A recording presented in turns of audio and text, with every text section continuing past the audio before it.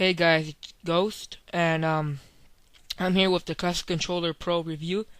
I got it for Christmas, and I'm gonna give you a full in-depth review about the remote.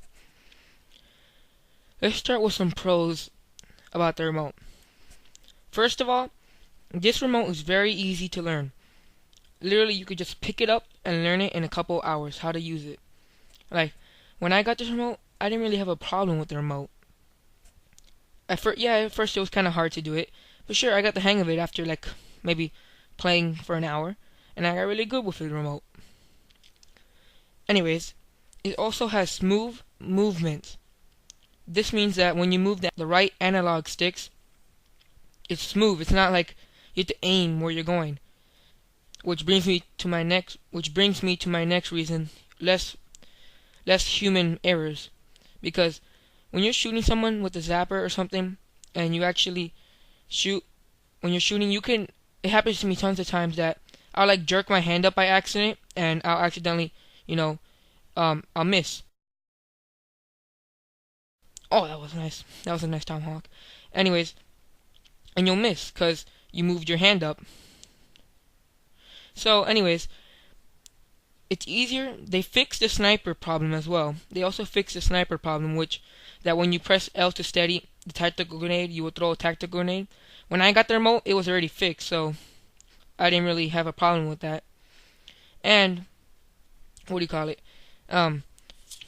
It's really easy to no scope with any type of gun, especially sniper rifles. It's really easy to no scope. Now I think we should get on to the cons part of the statement here. Some cons are that some people really don't like this about the remote, that you can't customize your reticle, which I really don't care. You know the reticle where you point with and all that stuff? Yeah, like you can change colors and stuff. You can't do that with the remote. You just get a standard, normal set of crosshairs like the other games.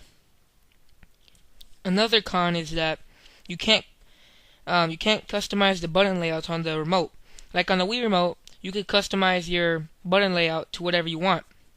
But on the classic controller, there's only about 6 default button layouts that you can have. And anyways, so you can't customize it, which got some people mad. Another con is that what's up with the run and jump button? Like you have to double tap the run button to jump, which sometimes it'll glitch up on the remote and you'll jump instead of run. When that happens, I usually just unplug the remote from the Wii remote and then plug it back in, because that fixes, like when your nunchuck gets messed up sometimes, like you start walking backwards or something. That's what I do, and it gets fixed. So that's what I do when my run and jump button messes up. Then the knife button is always, it's X, so it's kind of weird. It's like it's really weird to get. So that's another problem that people are having with the classic controller. They don't like the knife button being too far, because then it's gonna be kind of hard to like knife somebody when they're coming at you, and you only have that split second to press it. And it's gonna be hard to turn to knife them. Like right here, watch this. I throw a stun grenade, and then I try to do tomahawk, and then I try knifing, and I couldn't get him because he was already backing up. So that's another problem that people don't like. Now I'm gonna move on to the sniping part, where I tell you guys about how the sniping is in this game. It's pretty good. I love sniping with the classic controller in this game because it's very simple and it's very easy to use. They fixed the L button with the tactical grenade problem, that you throw a tactical grenade. They fixed that. As we watch right here, it's gonna be really easy for me to no scope this guy. It's gonna be really easy. He just backs up into it, boom, no scope. So easy. You just have to wait for them to get pretty much right in the middle of your crosshair, which isn't that hard.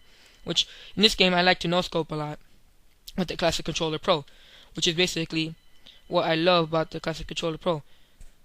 Anyways, more onto the suggestions for Treyarch. I would suggest making customize your button layout for the next patch that's coming out, so people would have a better they can customize their layout, and pretty much they'll be happy. They won't be angry anymore and be leaving horrible comments on the forums, which it's kind of newbie. Anyways, it's really easy to use this, the controls and everything.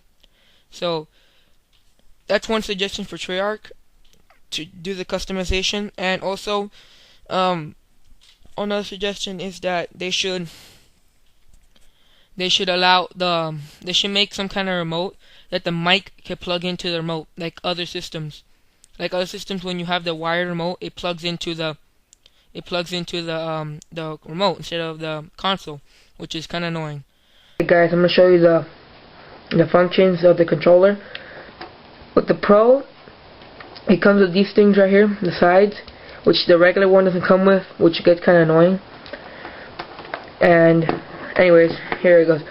When you first get the controller, it's gonna come with the default Romeo, where B is to run. If you double tap it, you jump. A is to crouch, change your stance. Y is to reload, pick up a gun or something like that. X is to knife.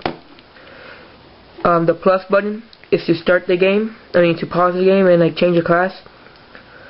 The minus button is to check your score.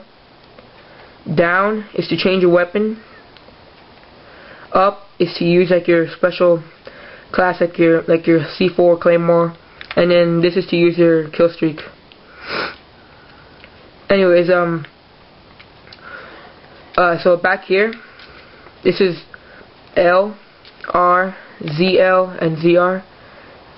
L is to throw your tactical, concussion decoy. R is to throw your lethal grenade, tomahawk. This is to aim down the sights. This is to shoot. And these two are the analog sticks.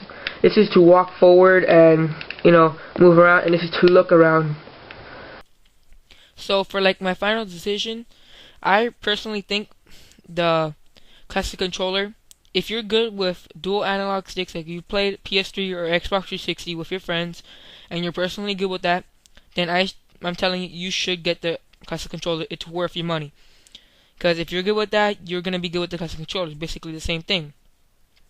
So, but if you're into the whole Wii aiming thing and aiming for yourself, which I'm into that too as well.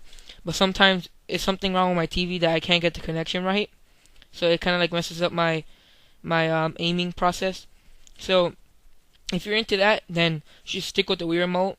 If you want, you could try out the classic controller, but if you don't like it, you should return it and not keep it, because what's the point of keeping something that you're never gonna use? So I give this remote about an 8 out of 10, which is really good, because it's very similar to the PS3 and Xbox 360 remotes, which I went over to my friend's house and I did pretty good with. And I personally think that it's gonna be, if you're good with analog sticks, you're gonna be good with this remote. So that's my decision, and thank you for watching. Comment, like, and subscribe.